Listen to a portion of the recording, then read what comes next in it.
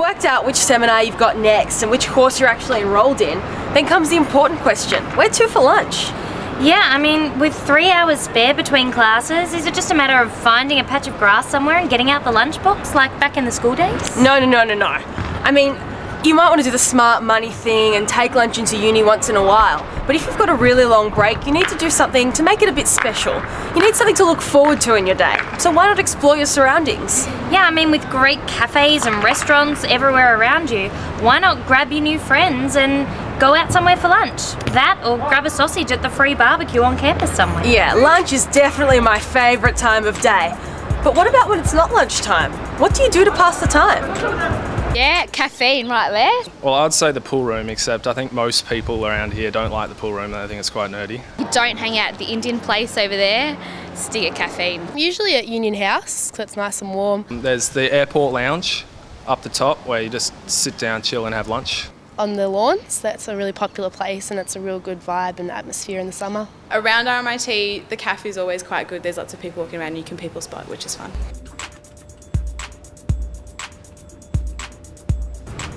Well, there is always the library.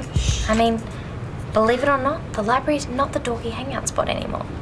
Yeah, there's an audio-visual section. You can actually go there, rent Sex and the City, put your headphones on and then just sit back and relax for the next couple of hours. Yep, so when you got those long breaks on your own, you know where to come. And you'll always be able to find a computer lab with heaps of computers just waiting to be used. If it's not work you're doing, there's always trusty Facebook to provide endless entertainment and gossip.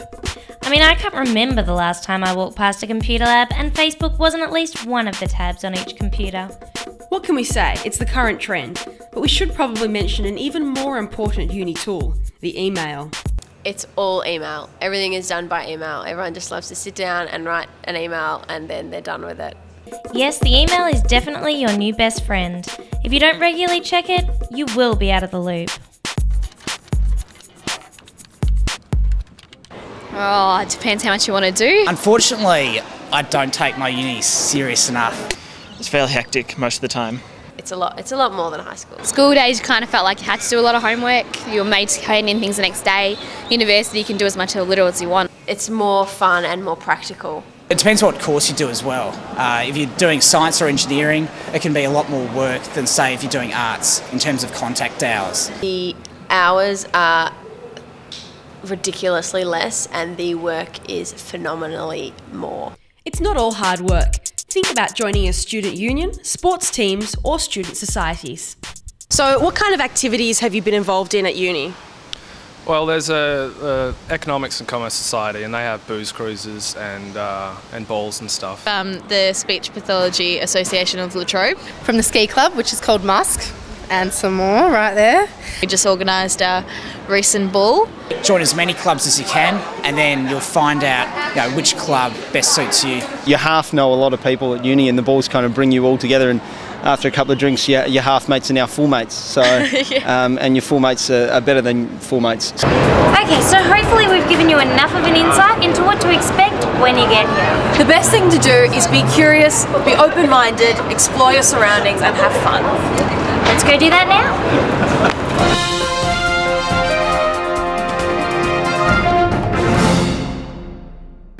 Do develop a taste for coffee.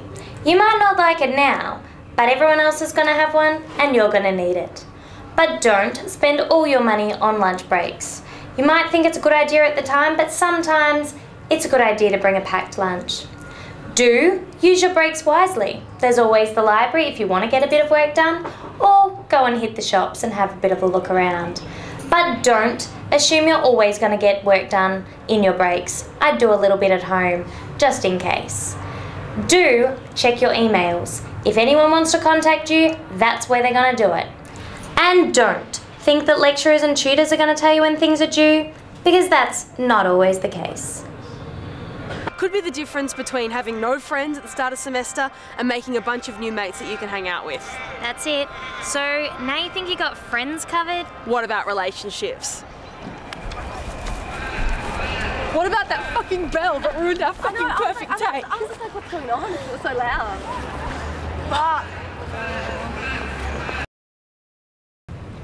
Sorry, you threw me off. Don't laugh. Okay. And when I shush you, don't actually get quieter. Oh yeah.